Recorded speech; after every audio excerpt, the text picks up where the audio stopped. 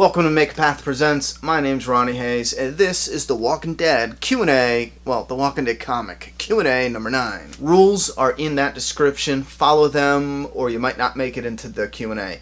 Let's jump right into this. Gaming Christian 2, issue 150. What if Andrea is the one to betray Rick? When Rick and Michonne were talking about how close Andrea and Rick are compared to Lori, was that foreshadowing? No, no, and no. There's no setup for Andrea to betray Rick. Like, none at all. It would seem like a cheap move just for shock, and it doesn't, I don't know, it's just not set up in the story. It just wouldn't make sense. There's no motive for it.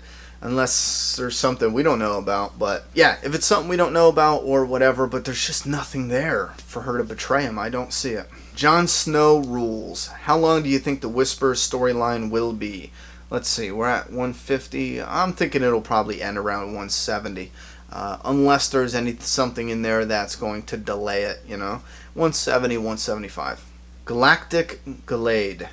Do you think they will bring the sickness, like in Season 4 of the TV show, into the comic? Like, let's say it starts with characters getting sick, so they think they'll put that in the comics. No, I don't think so. I mean, in the show it had a purpose, and it came from the pigs, because I know a lot of people were like, well, once they left the prison, why wasn't anyone getting sick? And I think it was, well, no, there was walkers on the fence and shit that were, like, sick like that, but I think the idea was to show that people get sick out there, and I think I thought it came from the pigs, no? Anyway, I think the idea was that it was in that area, and, I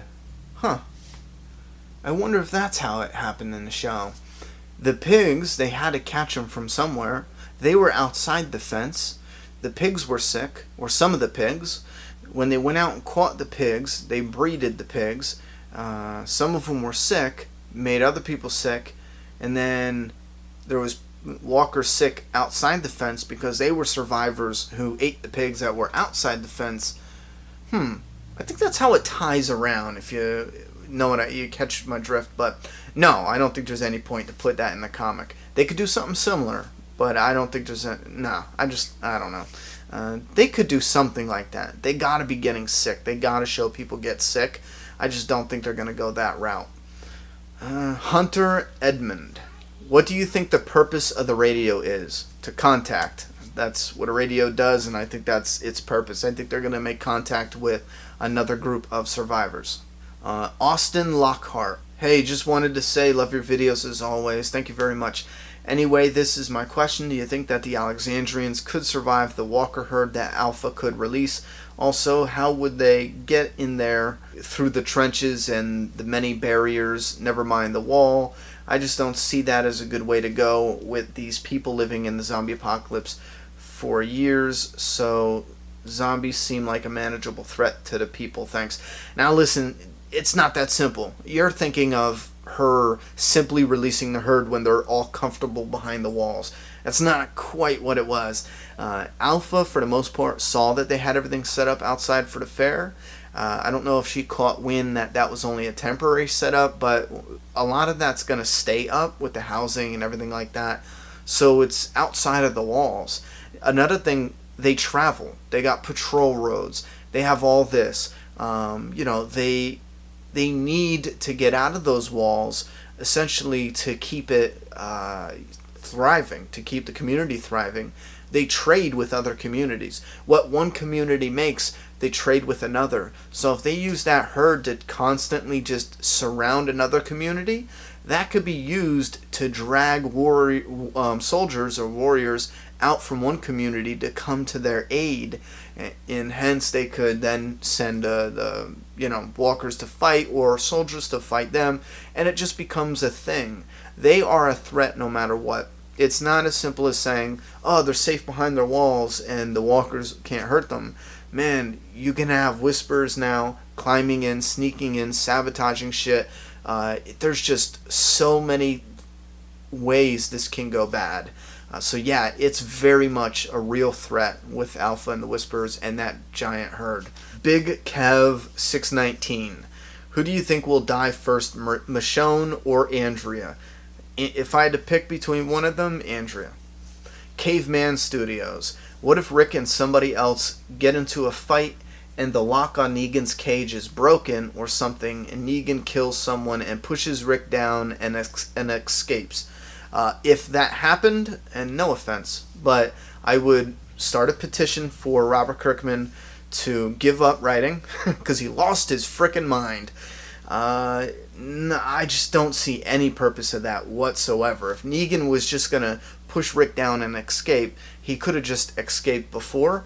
No purpose of that whatsoever. And I know you said it, what if. Now, if that happened, I would start a petition and beg him to get a new writer.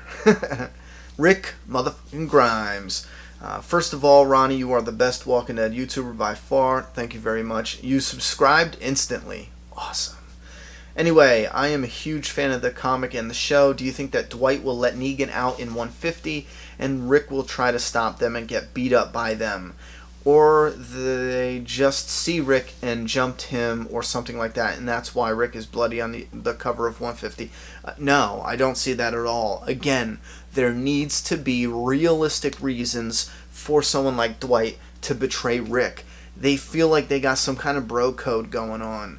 And it would just be completely unbelievable that he would go back to Negan. I wouldn't buy that shit, would you? If he went back to Negan and was like, let's just beat up Rick, I would be like, holy shit, what's happening with this writing? None of it makes sense. Plus, we're seeing previews of Dwight, kind of on the cover. Now, I know it's a symbolic cover in general because the whole scene doesn't make sense for a realistic scene. But I do know, well, no, they could do something like that with the Silence the Whispers. It looks like he's doing a perimeter check with that chick, So I don't believe with those hints Dwight will do anything like that. But thank you very much for the compliments. That was very nice. James Charles. Will Kirkman branch out the Walking Dead comic universe with different writers and artists that take place in different parts of the U.S. and in other countries just to keep the Walking Dead universe going with fresh perspective from new survivor groups? Listen, that might seem like a good idea, but that's very dangerous. Very, very dangerous, because now you're trusting this franchise in the hands of others. Yes, if someone comes out with a Walking Dead comic and it is so shitty, it can, kind of put a stain on the franchise itself. Think about it. If they came out with 50, side comics and they were horrible and they all crashed, Walking Dead would kind of lose some of the magic or the power it's built, where fans can stand behind a solid product, solid piece of entertainment, and stand up for it. When they come out with all this shitty stuff, then when you stand up for it, you're kind of like, oh yeah, that was garbage. That was a money grab. And then you start poking holes into the original, because you're like, well, if they're going to money grab, cash grab for that, I mean, what else are they going to do? Is this really good? Yeah, I don't know. It just, in my eyes, I might be the only one, but in my eyes, if they came out with spin-offs that were really shitty, it would actually affect, to some degree, the main franchise. Even though the main franchise, even if it's just solid and great writing, it would still affect it to a number or a percentage of fans. So I think it's a risk they shouldn't take, and they could just keep doing what they're doing. The spin-off, and don't do a comic book, do the video games, do the novels, do something else. I mean, there's definitely other stuff. Do some kind of Netflix animated series, 3D animation, I don't know. Do something else in a different medium with the spin-offs. That's my opinion. Andrew Atkins. What is your most satisfying human kill and zombie kill from the comics? Zombie kill? Oh crap. I have no idea. Most satisfying zombie kill. Wait, I had a human... The Hunters. All day. The Hunters. Because it was Rick being like, no bullshit, coming right up and killing him. Love that. I don't know. I love that. The Hunters was absolutely satisfying.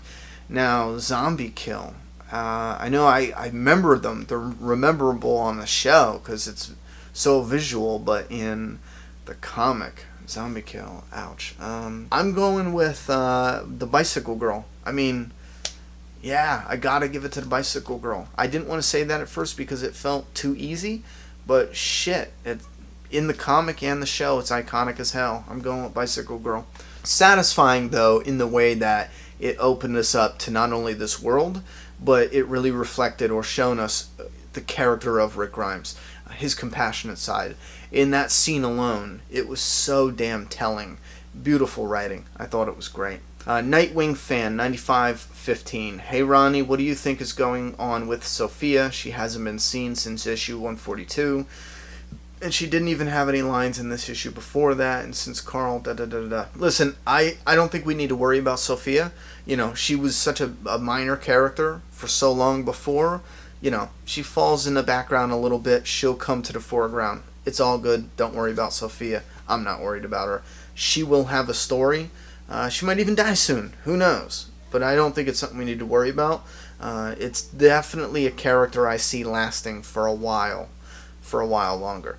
Jesus A. Not sure if you've answered this before, but how do you feel about Kirkman originally wanting to kill Rick early in the comic books? I'm glad he didn't. I feel like that would have crippled the franchise. I know it's a strong statement to make, but I strongly feel that that would have been a dangerous decision, and I think it is possible that could have crippled the franchise, because so much of, at least my reading experience for the comic and even the show, especially the show, was sticking with this character, man. If he died early on, you know, in the comic and the show, well, let's shade the comic because this is comic Q&A, but I just would have felt robbed of it. It would have been like that feeling where it's like, oh man, I don't even want to watch anymore. You know, I don't know. It loses something, but I don't like the idea. I'm glad he kept him alive. Ellis Aldridge. Do you think that Maggie could kill Negan for revenge? Now, you got to be more specific. I don't know if you're saying, do you think that she could physically kill him? Because no, hand to hand, he's going to win. Hold on. And then I don't know if you're saying, can she emotionally do it? Like, does she have it in her? If she was going to walk up behind him and just shoot him in the back of the head? Which I do think she can do it. She did it in the prison. So, hell yes, Maggie can kill him for revenge. And then I don't know if you're asking if Robert Kirkman would write that kind of story. No, I don't think he would write that just yet. No, I'm going to say no. But I do believe she has it in her. Not physically, but inside her to kill him. Cameron Robitatel, I messed up your name. Do you think that there will be a romantic moment between Maggie and Dante? Maybe one that she regrets. I don't know why she would regret it, but I do believe they're setting it up to have that payoff. Maggie and Dante most likely will get together. It's set up for that payoff, you know, in my opinion. That's enough for now. Subscribe, got a lot more coming.